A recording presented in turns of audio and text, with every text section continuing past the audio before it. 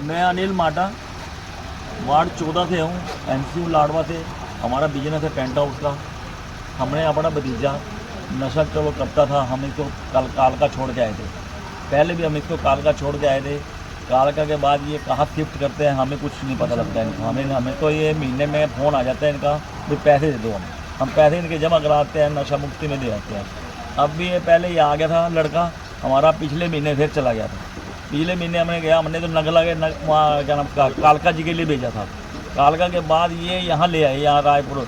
मुझे कल 9 के बाद फ़ोन आया मेरे पास, भाई ये तुम्हारा लड़के का एक्सीडेंट हो गया। मैंने कहा कैसे हुआ एक्सीडेंट?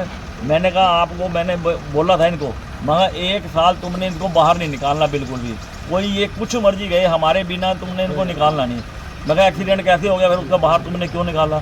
ये कहता हमें तो पता नहीं, मैंने फ़ोन काट दिया एकदम। उसके बाद की बात है, मेरे पास फिर फ़ोन आया इसके, जो कहा उसकी तुम्हारे लड़के की डेथ हो गई। इसने कहा बस इससे ऊपर हमारे पास कोई, हम जब घर से वहाँ जैसे मैं हमारे घर के सारे परिवार इकट्ठे हो गए, हम यहाँ देखा तो एक्सीडेंट की बजाय इन्होंने तो बहुत उसको मारा हुआ है। मारा हुआ है ऐसे तो कोई दुश्मन भी किसी को नहीं मारता वैसे, जितना बड़ी इस वक्त होता है। इन्होंने तो इतना मारा हुआ है, उसके पीठ पीछे, छाती पे, बाजुओं पे रस्सी बांध के, रस्सियों पे यहाँ निशान है, रस्सियों पे बांध के इसको मारा हुआ है। पीठ पीछे, कमर में खून है, जैसे खींचा हुआ, खींच के मारा, ऐसे मारा हुआ है इन्होंने। दरिद्रों की दरिद्र हैं बिल्कुल, जैसे ऐसे को तो फांसी से भी ऊपर सजा होनी चाहिए ऐसे लोगों को जो ये करते हैं। ये नवजात, इसका नाम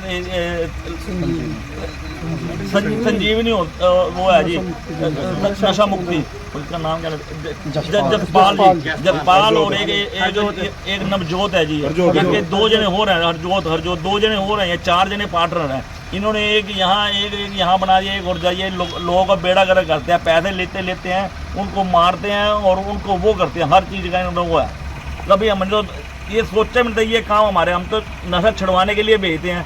लोग कहते हैं तुम नशा छुड़वा, हमें क्या बताइए, नशा करवा के मारते हैं ये नशे उनको तो अभी क्या कार्रवाई चाहते हैं आप? हमें अब थाने में आए हैं। हमें तो यहाँ कोई पूरी तरह देखो, वो हमें आश्वासन तो पूरा देते हैं, हम तो उनको आश्वासन देते हैं उनको पकड़ो ना। कहाँ चले गए? जब तो पहले हमें फ़ोन करते हम यहाँ थे, अब कहते हैं हम पंजाब में, जलंधर हैं, हम वहाँ हैं, फगवाड़ा है, हम यहाँ हैं। वो कहाँ हैं? अब कहाँ चले गए वो? इतनी देर में जलंधर भाग गए, उनको पकड़ो।